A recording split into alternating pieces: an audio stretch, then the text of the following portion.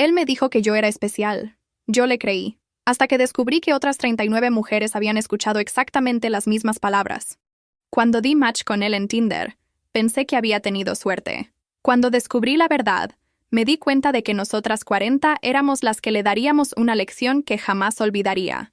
Esta es la historia real de cómo un Don Juan digital subestimó el poder de un grupo de mujeres furiosas con acceso a Internet. Su nombre era Leonardo, o Leo para las especiales. Él era el paquete completo, encantador, exitoso, atento. Nuestras citas parecían sacadas de una película de comedia romántica. El problema es que él estaba dirigiendo 40 películas al mismo tiempo, y en todas ellas era el galán. Pero olvidó un detalle. Las protagonistas, en algún momento, se encuentran, y cuando eso sucedió, el guión cambió de romance a thriller de suspenso. Todo comenzó como un cuento de hadas digital. Su perfil en Tinder era impecable. Fotos profesionales, una biografía ingeniosa y una sonrisa que prometía aventuras. Se llamaba Leonardo, y desde el primer mensaje, supo exactamente qué decir. No usaba frases cliché ni piropos vulgares. En cambio, hacía preguntas sobre mis pasiones, mis sueños, y parecía genuinamente interesado en cada una de mis respuestas. Nuestra primera cita fue en un pequeño café con encanto que, según él, le recordaba a un viaje por Italia. Hablamos durante horas, y sentí una conexión instantánea. Leonardo era un experto en el arte de la conversación. Me hizo sentir como la única mujer en el mundo, escuchando atentamente cada palabra, y recordaba pequeños detalles que yo misma olvidaba haber mencionado en nuestros chats previos. Los días siguientes fueron una avalancha de atenciones. Me enviaba flores a la oficina sin motivo aparente, me dejaba notas de voz deseándome un buen día, y planeaba citas sorpresa que parecían sacadas de un guión de Hollywood. Me presentó como alguien muy especial a uno de sus amigos en una videollamada, lo que me hizo creer que esto iba en serio. Leonardo tenía un don para la palabra.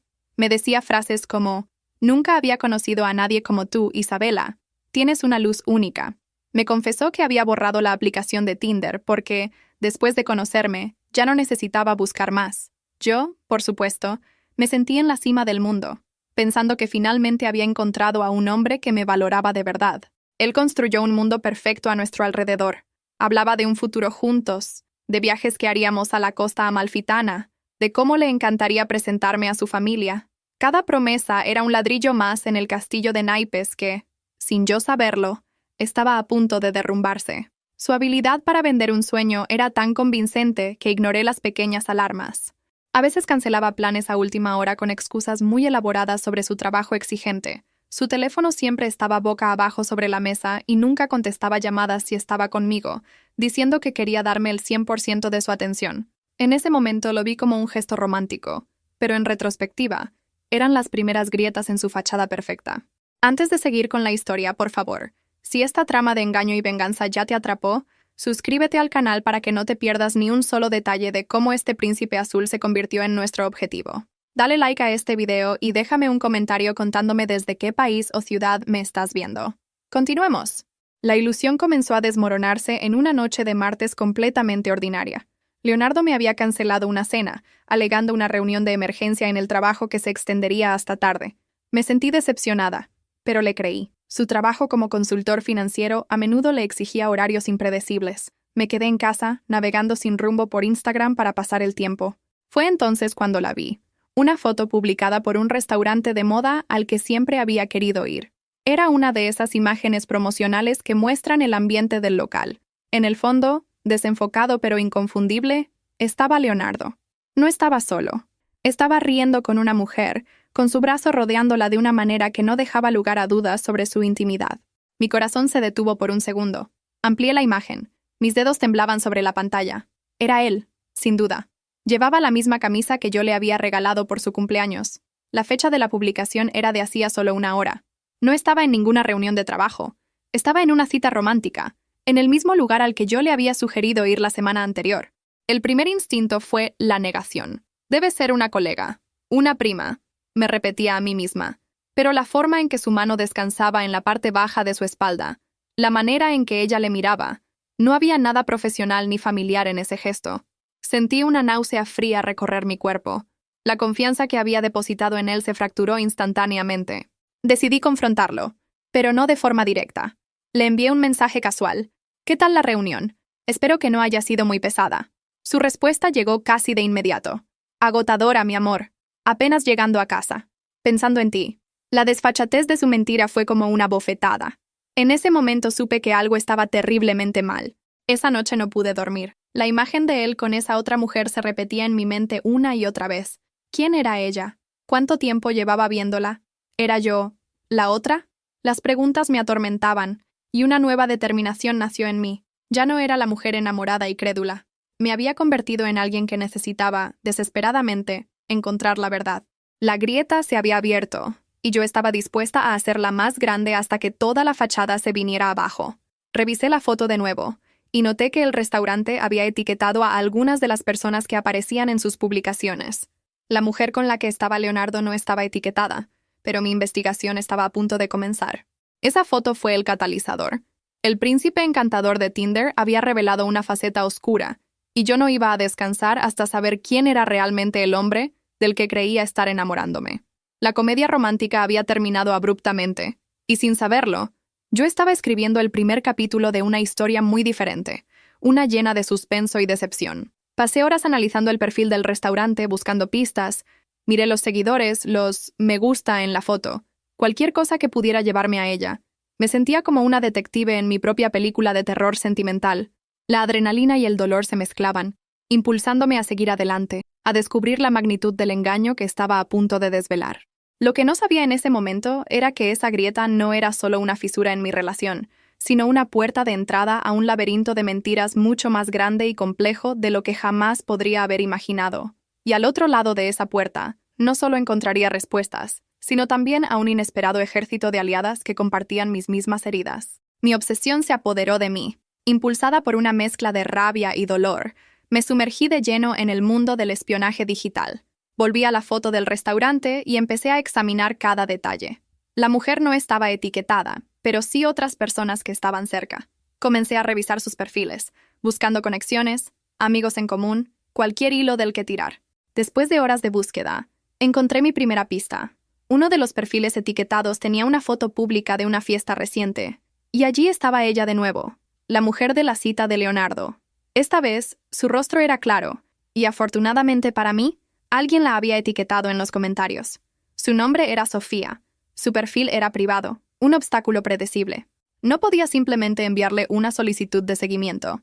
La alertaría. Así que recurrí a la táctica más antigua del manual digital. Creé un perfil falso. Le puse un nombre genérico. Subí fotos de paisajes y empecé a seguir a algunas de sus amigas que tenían perfiles públicos. Mi objetivo era parecer una conocida lejana, alguien inofensivo. Funcionó. Sofía aceptó mi solicitud. Entrar en su perfil fue como abrir una caja de Pandora. Allí estaba él, Leonardo, por todas partes.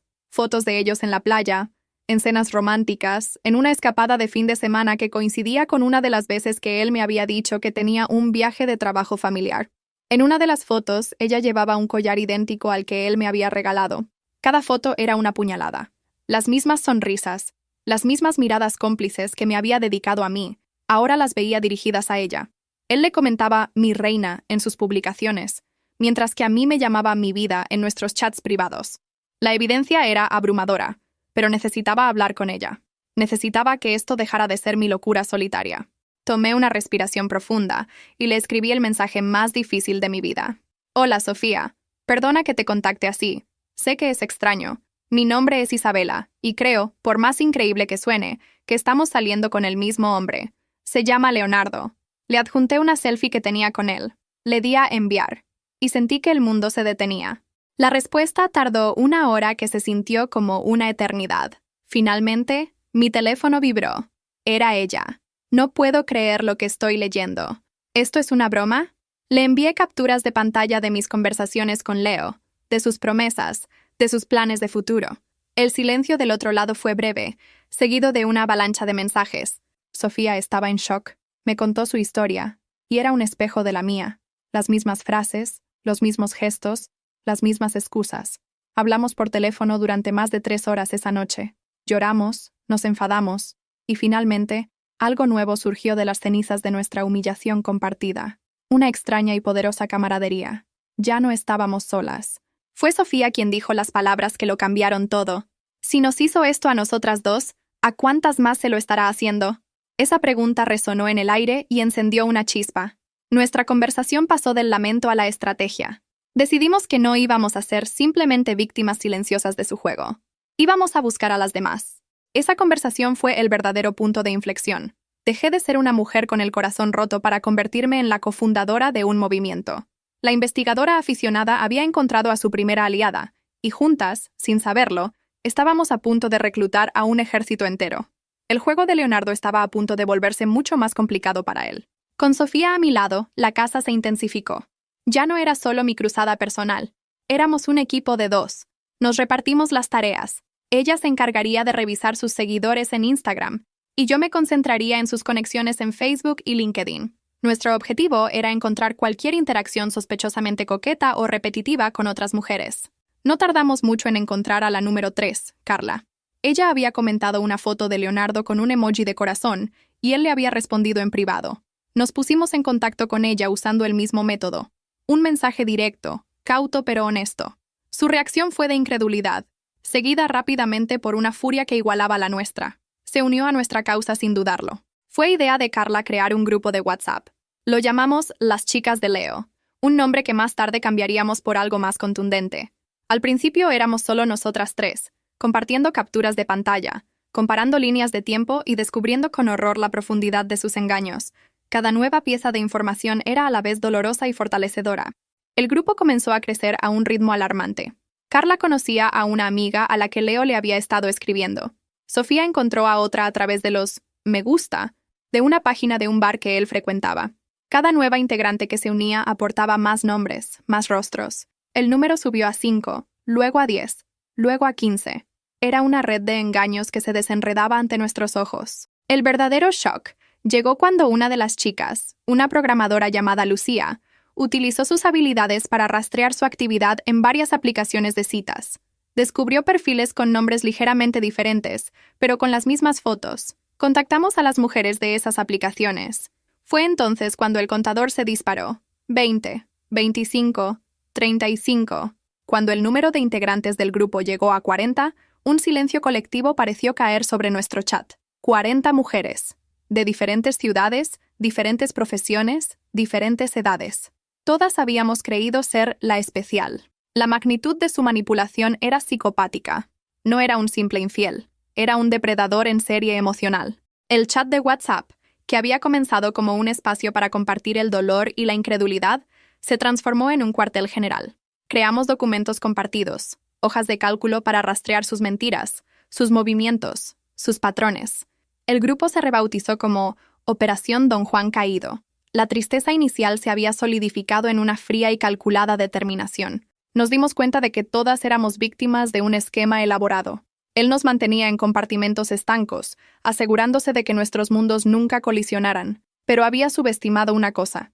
La era digital no solo le daba herramientas para engañar, sino que también nos daba a nosotras las herramientas para conectarnos y organizarnos a una velocidad que él nunca podría haber anticipado. El choque de descubrir la escala de su manipulación fue devastador, pero también extrañamente liberador. Ya no nos sentíamos tontas o ingenuas. Comprendimos que habíamos sido el objetivo de un manipulador profesional, un hombre que perfeccionó su arte a costa de nuestros corazones. El dolor individual se convirtió en una fuerza colectiva. Con 40 cerebros trabajando juntos, la dinámica cambió por completo. Ya no se trataba de lamentarnos por lo que nos había hecho. Ahora, la única pregunta que importaba era, ¿qué íbamos a hacer al respecto? El Club de las 40 estaba oficialmente en sesión y nuestro único punto en la agenda era la caída de Leonardo. Con la información de 40 mujeres centralizada, empezamos a ver los patrones con una claridad aterradora. Leonardo no era simplemente un mentiroso, era un metodista del engaño. Tenía un guión y lo seguía al pie de la letra con cada una de nosotras. Nuestra hoja de cálculo se convirtió en un mapa detallado de su psique depredadora. Descubrimos que usaba las mismas frases de conquista con una consistencia robótica. La frase «nunca he sentido esto por nadie» se la había dicho al menos a 30 de nosotras. A 12 nos había prometido un viaje a la Toscana. A 18 nos describió como su alma gemela en la tercera cita. Era como si estuviera leyendo un manual de operaciones. Los regalos también seguían un patrón. Un delicado collar de plata con un pequeño dije de luna fue su obsequio estrella. Al menos 7 de nosotras lo teníamos. También era fanático de regalar el mismo perfume, argumentando que «este aroma me recordará a ti». La individualidad que creíamos tener en nuestra relación era una ilusión fabricada en serie. Incluso sus secretos personales eran parte del acto. A muchas nos contó la misma historia conmovedora sobre su difícil infancia y cómo eso le había hecho valorar las conexiones genuinas. Era una táctica para generar una falsa intimidad y empatía rápidamente. Se presentaba como un hombre profundo y vulnerable, cuando en realidad era un cascarón vacío repitiendo un libreto. Mapeamos sus movimientos geográficos. Usaba un puñado de hoteles boutique para sus encuentros más íntimos, probablemente para evitar registros fáciles. Tenía 3 restaurantes favoritos que rotaba entre sus citas, asegurándose de no llevar a 2 de nosotras al mismo lugar en la misma semana. Su logística era impresionante en su malicia. Pero el patrón más oscuro que descubrimos fue el financiero. La conversación sobre dinero siempre empezaba de forma sutil. Mencionaba una oportunidad de inversión increíble o problemas de flujo de caja en su empresa. Se presentaba como un gurú financiero, ganándose nuestra confianza en ese ámbito también, preparando el terreno para lo que vendría después.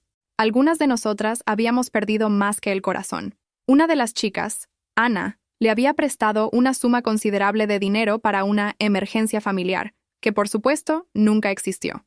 Otra, Laura, estaba a punto de invertir los ahorros de su vida en uno de sus supuestos negocios. Esto ya no era solo sobre infidelidad, era una estafa. Este descubrimiento cambió las reglas del juego.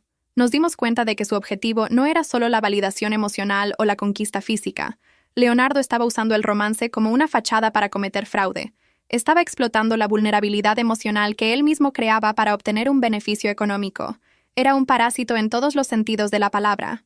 La hoja de cálculo se llenó de columnas, frases usadas, regalos recibidos, hoteles frecuentados, mentiras laborales y, la más escalofriante, pérdidas financieras. Ver todo aquello organizado en un documento era nauseabundo, pero también nos dio el arma más poderosa que podíamos tener, un perfil completo y detallado de nuestro enemigo, creado por sus propias víctimas. Entender su patrón fue crucial. Nos permitió predecir sus movimientos. Sabíamos qué iba a decir antes de que lo dijera, qué excusa usaría, qué hotel elegiría. El depredador se había vuelto predecible, y para un hombre que basaba todo su poder en el engaño y la sorpresa, la previsibilidad era su mayor debilidad. Ahora podíamos empezar a cazarlo a él.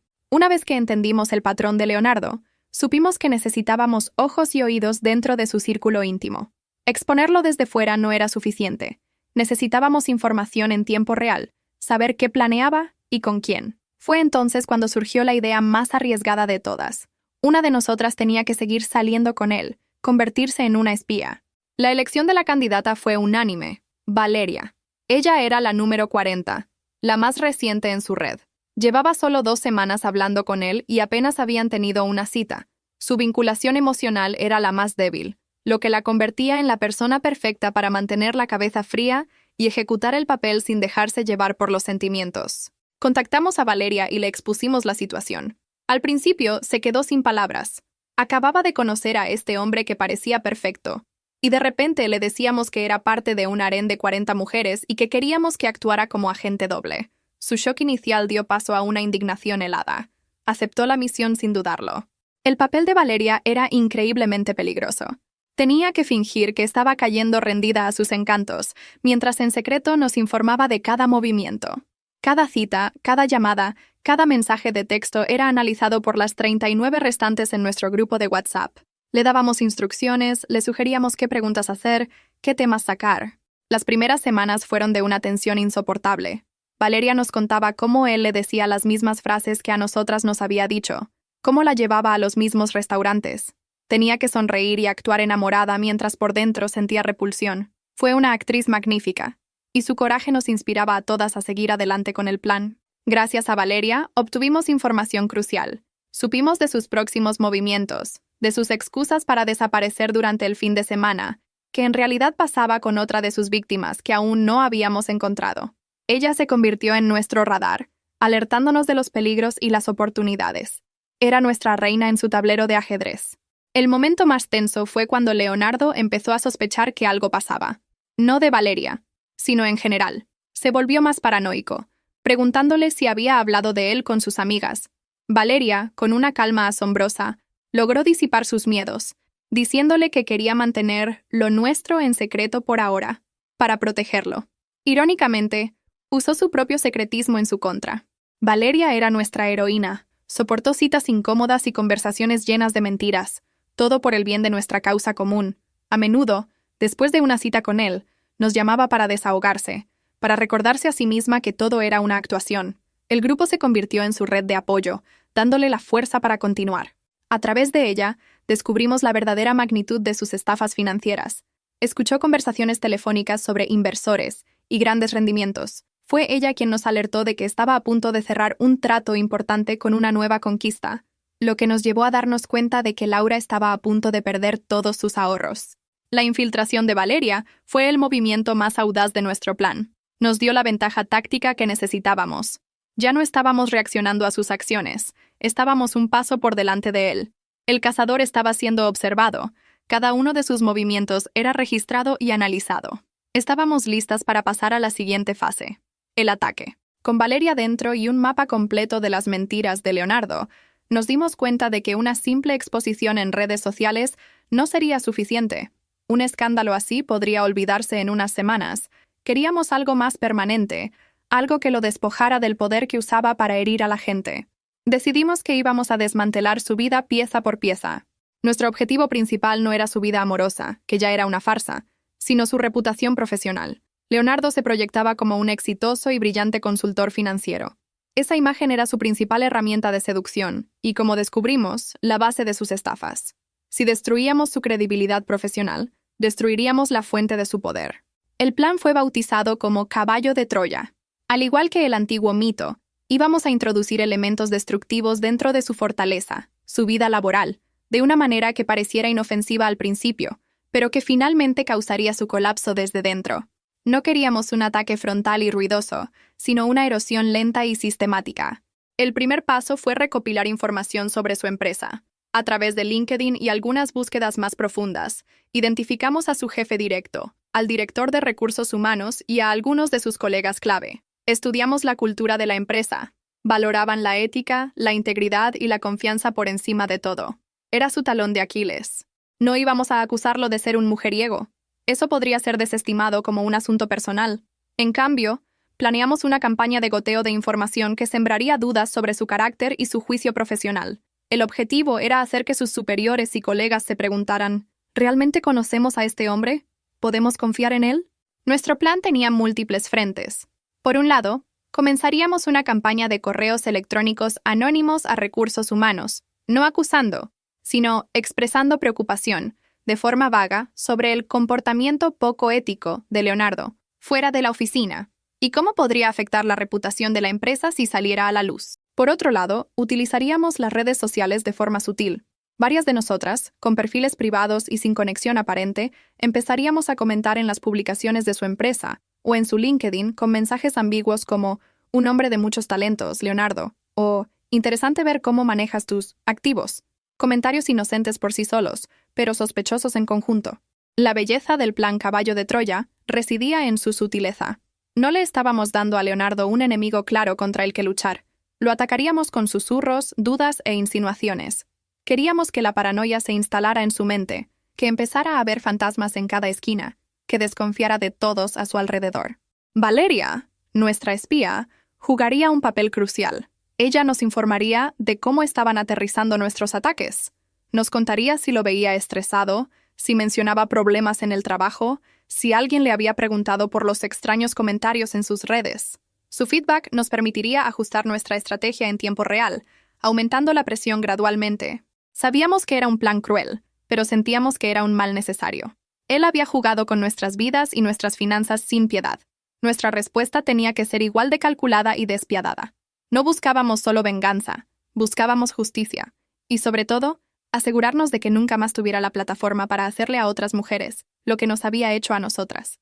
La primera fase del plan Caballo de Troya se puso en marcha un lunes por la mañana. El primer correo electrónico anónimo fue enviado al buzón general de recursos humanos de su empresa. Fue redactado cuidadosamente para sonar como si viniera de un cliente preocupado o de un competidor. No daba detalles, solo mencionaba prácticas comerciales cuestionables y comportamiento personal poco profesional de Leonardo. Casi simultáneamente, comenzaron los ataques sutiles en las redes sociales. En una publicación de LinkedIn donde Leonardo celebraba un logro profesional, 3 de nosotras, desde cuentas que no tenían ninguna conexión entre sí, Dejamos comentarios.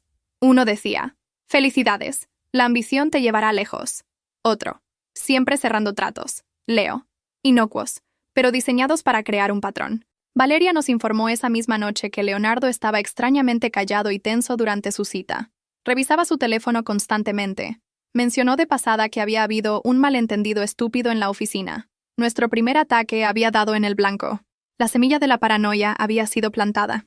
Estaba funcionando. Durante las siguientes 2 semanas, continuamos con la guerra psicológica. Cada 3 o 4 días, un nuevo correo anónimo llegaba a su empresa, cada vez un poco más específico, insinuando conflictos de interés y un estilo de vida que no parecía corresponder con su salario.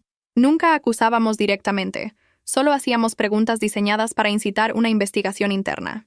Los comentarios en sus redes sociales también se volvieron más atrevidos. Si publicaba una foto en un restaurante, alguna de nosotras comentaba, «Ese lugar me trae recuerdos». Si compartía un artículo sobre finanzas, el comentario era, «¿Aplicando esto a tus inversiones personales?». Queríamos que sintiera que lo observaban, que sus mundos, que tanto se esforzaba por mantener separados, estaban empezando a colapsar. Valeria nos contó que se estaba volviendo errático. Empezó a interrogarla sobre sus amigas, a preguntarle si conocía a ciertas personas. Una noche la acusó de revisar su teléfono. La presión lo estaba afectando. El hombre encantador y seguro de sí mismo estaba siendo reemplazado por un individuo nervioso y desconfiado. Estábamos despojándolo de su máscara. El golpe maestro de nuestra campaña psicológica fue cuando una de nosotras, que trabajaba en diseño gráfico, creó un perfil falso de una mujer en LinkedIn. Le pusimos un cargo en una empresa competidora y le enviamos una solicitud de conexión a Leonardo. Él, en su arrogancia, aceptó. La perfil falso comenzó a darle «me gusta» a todas sus publicaciones. Una presencia silenciosa y constante que sabíamos que lo inquietaría. La paranoia de Leonardo llegó a un punto álgido cuando confrontó a uno de sus colegas en el trabajo, acusándolo de intentar sabotearlo. Según Valeria, el incidente creó una enorme tensión en su equipo. Sus superiores, que ya estaban recibiendo nuestros correos, ahora veían de primera mano su comportamiento inestable. Estaba cavando su propia tumba. No nos enorgullecíamos del tormento mental que le estábamos causando, pero lo veíamos como una dosis de su propia medicina. Él nos había manipulado psicológicamente a todas, haciéndonos dudar de nuestra propia intuición y valor.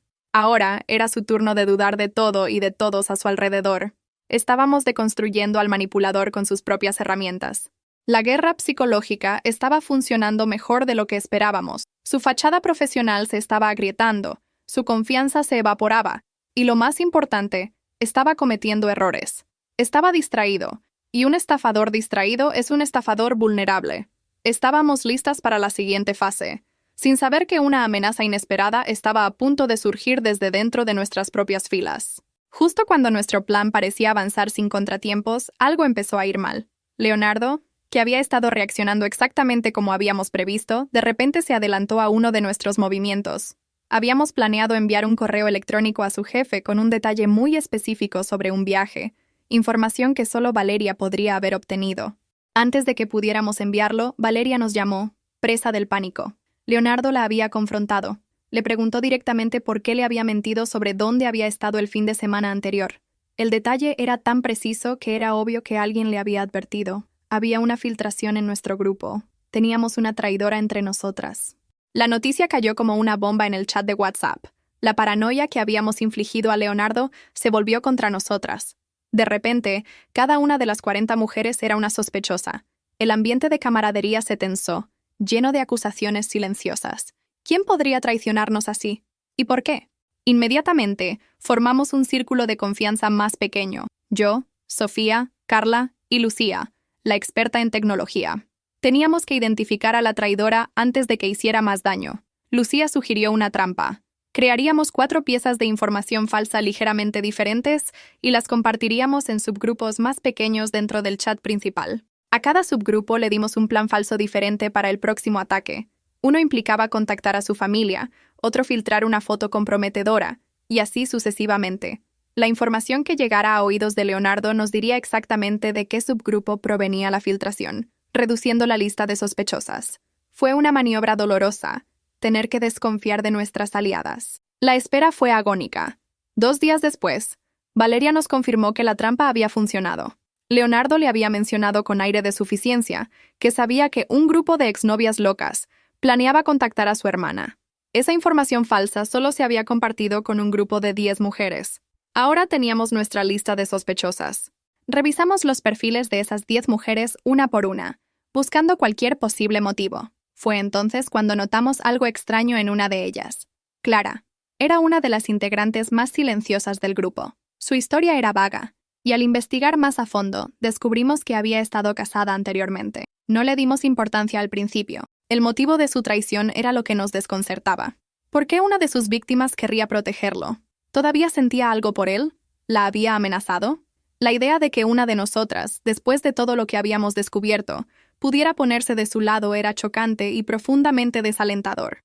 Ponía en riesgo no solo el plan, sino a todas nosotras. Decidimos confrontar a Clara, pero con cautela. Yo misma le escribí un mensaje privado, diciéndole que sabíamos que había una filtración y que su grupo era el origen. Su respuesta fue fría y evasiva. Dijo que no sabía nada y que deberíamos dejar de actuar como niñas vengativas. Su falta de cooperación era casi una confesión. La presencia de una traidora nos obligó a reestructurar todo. Creamos un nuevo grupo de WhatsApp con un núcleo de confianza verificado, dejando fuera a Clara y a otras de las que sospechábamos. El plan tenía que continuar, pero ahora con una capa adicional de complejidad y peligro. No solo luchábamos contra Leonardo, sino también contra un sabotaje interno por un motivo que, en ese momento, nos parecía completamente incomprensible. Mientras lidiábamos con la traición interna, Valeria nos trajo la noticia más alarmante hasta la fecha. Durante una de sus citas con Leonardo, lo escuchó cerrar una llamada telefónica hablando de una transferencia de 6 cifras, que se completaría a finales de la semana. Mencionó el nombre de la inversora, Laura. El corazón se nos heló. Laura era una de las nuestras, una mujer dulce y algo ingenua que había caído profundamente en la red de Leonardo. En nuestro mapeo de patrones habíamos identificado que él le había estado vendiendo una elaborada oportunidad de negocio: invertir en una startup tecnológica con rendimientos garantizados. Laura estaba a punto de transferirle los ahorros de toda su vida. De repente, toda nuestra guerra psicológica y nuestros planes de venganza a largo plazo parecieron triviales. Una de nosotras estaba a punto de ser financieramente arruinada. El juego había escalado de una cuestión de corazones rotos y egos heridos a un crimen grave que estaba a punto de cometerse. Teníamos que actuar, y actuar rápido. Intentamos contactar a Laura de inmediato, pero no respondía. El control de Leonardo sobre ella era tan fuerte que le había aconsejado no hablar de sus finanzas con nadie para no atraer malas energías. La estaba aislando, una táctica clásica de los estafadores. Estaba claro que una simple advertencia de nuestra parte no sería suficiente. Él ya la había prevenido contra nosotras. La urgencia de la situación nos unió de nuevo, dejando de lado las sospechas sobre la traidora por un momento. Teníamos que detener esa transferencia. Lucía, nuestra maga de la tecnología, se puso a trabajar. Necesitábamos pruebas irrefutables para mostrárselas a Laura, algo que rompiera el hechizo de Leonardo de una vez por todas. El plan era arriesgado. Lucía logró acceder a la cuenta en la nube de Leonardo, utilizando una respuesta a una pregunta de seguridad que él le había contado a 3 de nosotras. La misma, por supuesto, el nombre de su primera mascota. Dentro encontramos lo que buscábamos: una carpeta titulada Proyectos de Inversión. La carpeta era una mina de oro de evidencia criminal. Contenía propuestas de negocio idénticas con diferentes nombres de inversores, extractos bancarios falsificados, y lo más condenatorio, una correspondencia por correo electrónico con un cómplice donde se jactaba de lo fácil que era engatusar a estas mujeres desesperadas. Había una cadena de correos detallando el plan para defraudar a Laura. Armadas con esta prueba innegable, organizamos una intervención. Sofía y yo fuimos a la casa de Laura. Al principio, se negó a escucharnos, repitiendo las palabras de Leonardo sobre cómo éramos solo exnovias celosas. Con calma, le mostramos los documentos, los correos electrónicos, las pruebas de que su inversión única se la había ofrecido a al menos otras 4 mujeres. Ver su nombre en los correos donde Leonardo se burlaba de ella fue lo que finalmente rompió el hechizo. El rostro de Laura pasó de la negación a la comprensión y luego a una devastación absoluta. La transferencia estaba programada para la mañana siguiente. La habíamos detenido con solo unas horas de margen. Este evento fue un punto de inflexión. El esquema de Leonardo ya no era solo emocional, era un delito tangible. La revuelta del dinero nos dio un nuevo propósito. Ya no se trataba solo de venganza, se trataba de detener a un criminal, y con la evidencia que teníamos, ahora no solo podíamos destruir su reputación, podíamos asegurarnos de que enfrentara consecuencias legales reales. Con las pruebas del fraude financiero en nuestro poder, nuestro plan final tomó forma. Ya no bastaba con una lenta implosión. Necesitábamos una confrontación final, un evento cataclísmico que lo expusiera pública y definitivamente.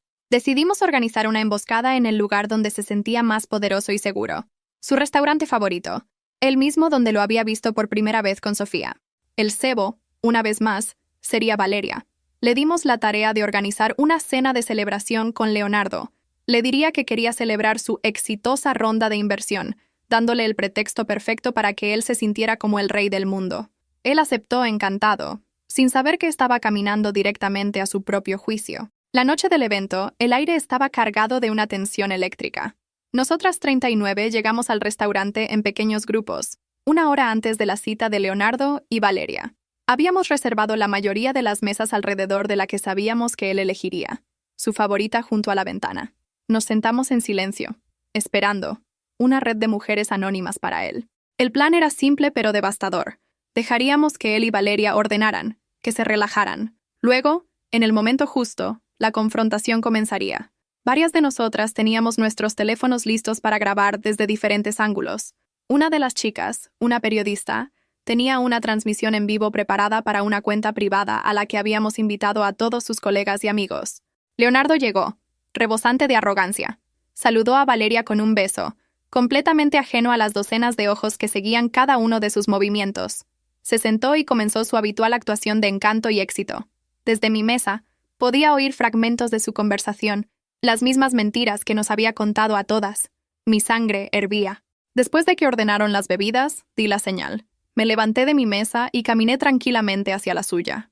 Leonardo, dije con una calma que no sentía. Él me miró. Su rostro pasó de la confusión al pánico en una fracción de segundo. «Isabela, ¿qué haces aquí?» Antes de que pudiera recuperarse, Sofía se levantó de otra mesa y se unió a nosotras. «¡Qué coincidencia! También estoy aquí», dijo Sofía con una sonrisa gélida. Luego Carla se levantó, y Ana, y Laura. Una por una, las mujeres comenzaron a levantarse de sus mesas y a converger lentamente alrededor de él, cada una sosteniendo su teléfono, grabando. El murmullo del restaurante se desvaneció, reemplazado por un silencio tenso. La cara de Leonardo se descompuso. Estaba pálido, atrapado, rodeado por los fantasmas de todas sus mentiras que se materializaban ante él. Miró a Valeria, quien simplemente lo observó con una expresión de fría satisfacción. «Sorpresa», dijo ella. La emboscada estaba en pleno efecto.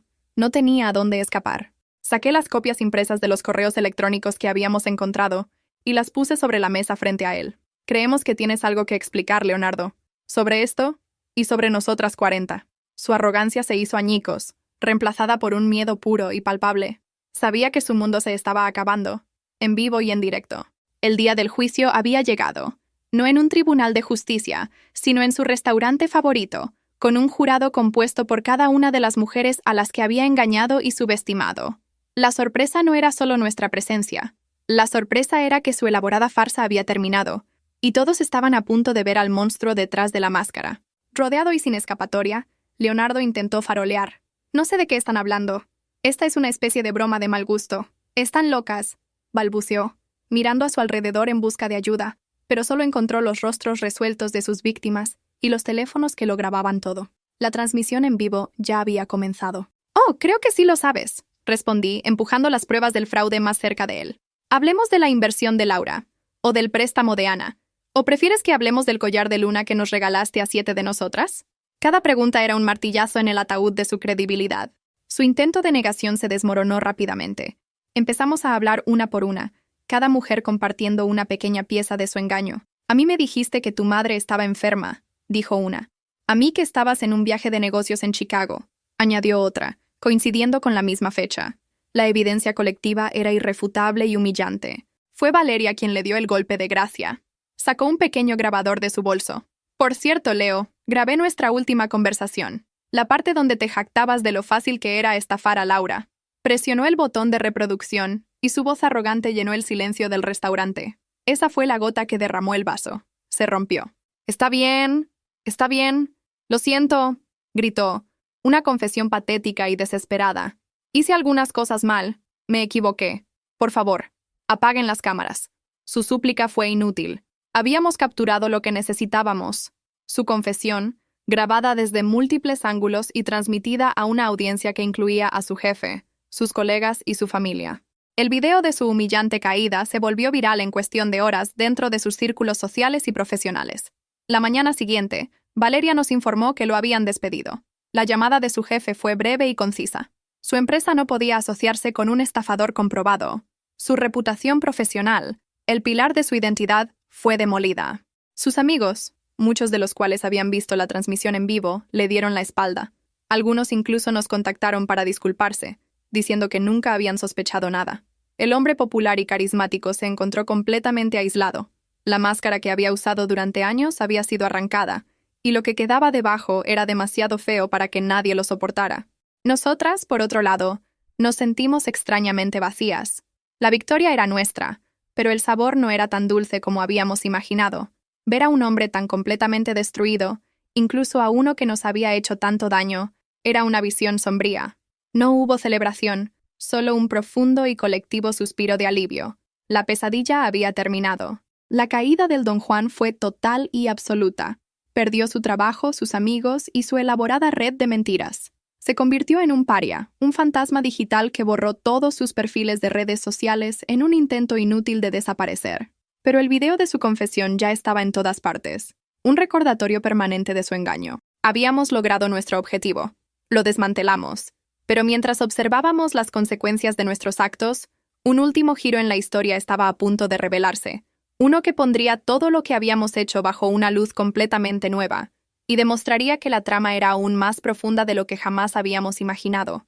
En medio del caos en el restaurante, mientras Leonardo estaba acorralado y humillado, una figura se abrió paso entre nosotras. Era Clara, la mujer que creíamos que era la traidora. No se unió a nuestro círculo de acusadoras. En cambio, se detuvo directamente frente a Leonardo, y su expresión no era de ira, sino de una finalidad helada.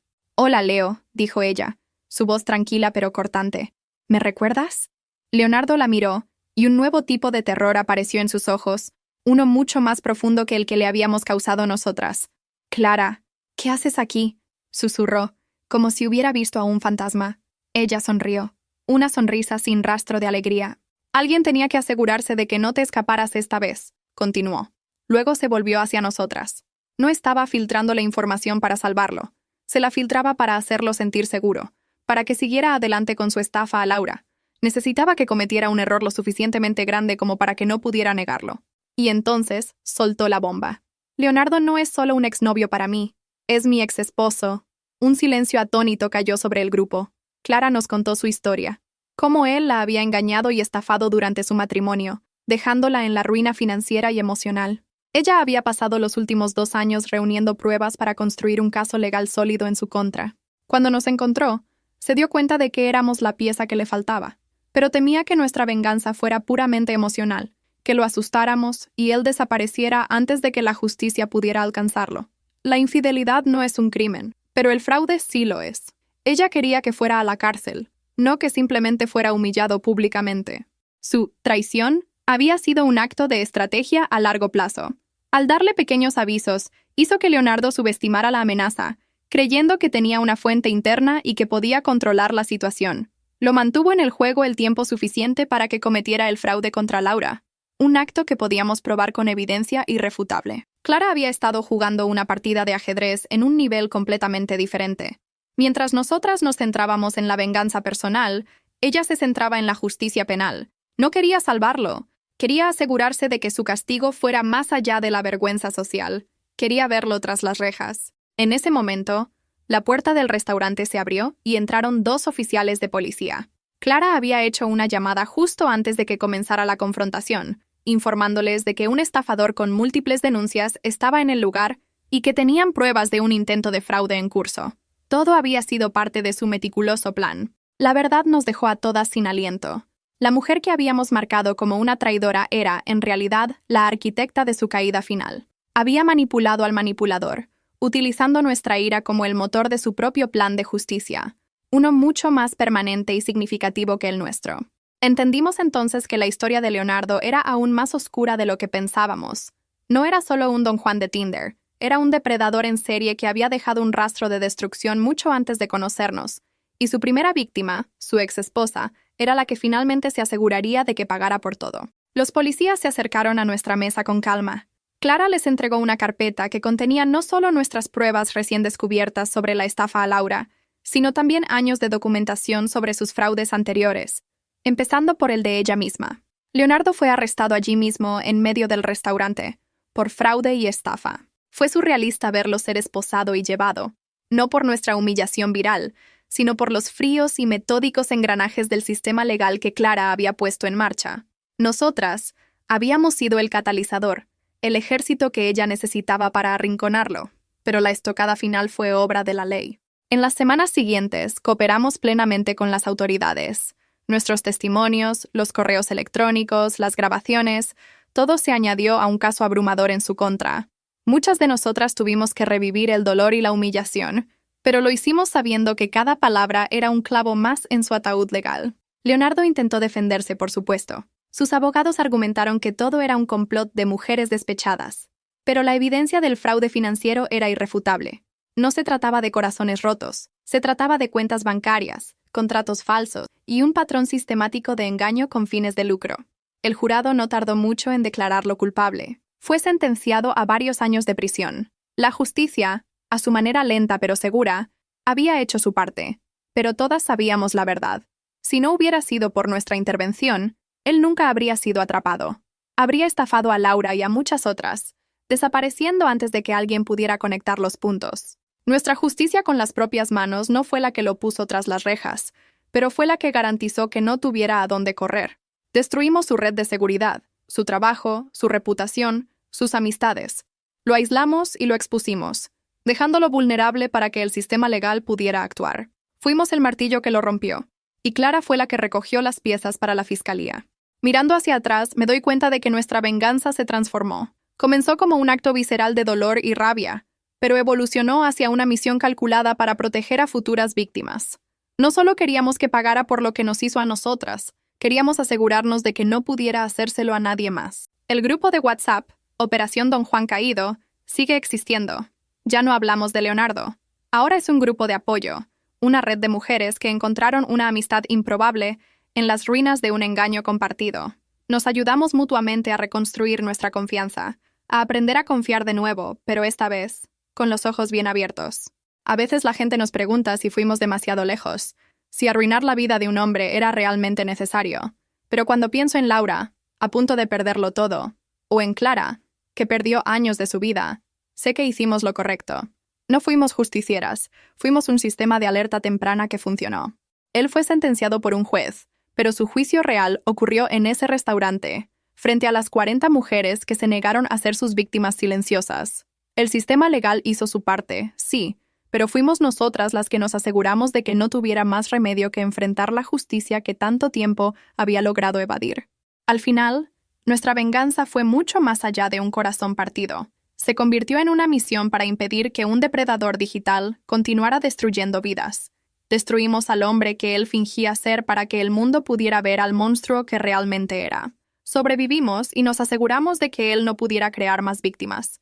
Gracias por acompañarme a lo largo de esta historia tan intensa y personal. Revivir cada uno de estos momentos ha sido un recordatorio del poder que podemos encontrar cuando nos unimos, incluso en las peores circunstancias. Espero que nuestro viaje te haya mantenido al borde de tu asiento y te haya dado algo en qué pensar. Después de escuchar nuestra historia, me encantaría saber tu opinión. ¿Crees que la justicia por mano propia a veces es necesaria?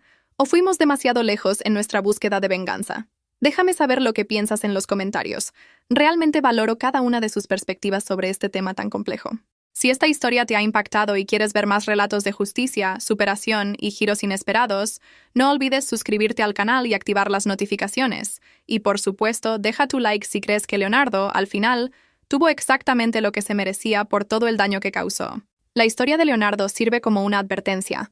En la era digital, el poder no está con quien miente mejor, sino con quien se organiza más rápido. Gracias de nuevo por ver este video hasta el final.